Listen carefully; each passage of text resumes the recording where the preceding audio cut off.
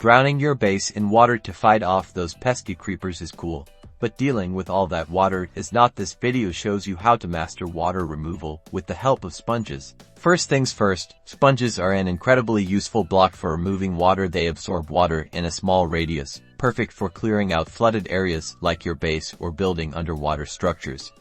But obtaining them takes a little exploration. Your primary target: ocean monuments. These underwater structures are the main source of sponges in your Minecraft world. You'll need some preparation before diving in, including crafting some basic tools, like a sword and armor to take on the guardians, and potentially some potions. Ocean monuments are guarded by elder guardians and regular guardians. These underwater sentinels will attack you with ranged attacks, so be cautious. Before you go in, gather some supplies such as buckets, food, and some basic armor.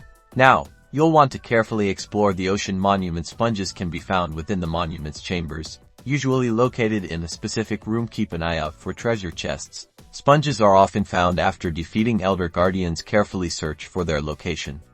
Look for specific rooms within the structure. Once you found them, break the blocks to collect the sponges.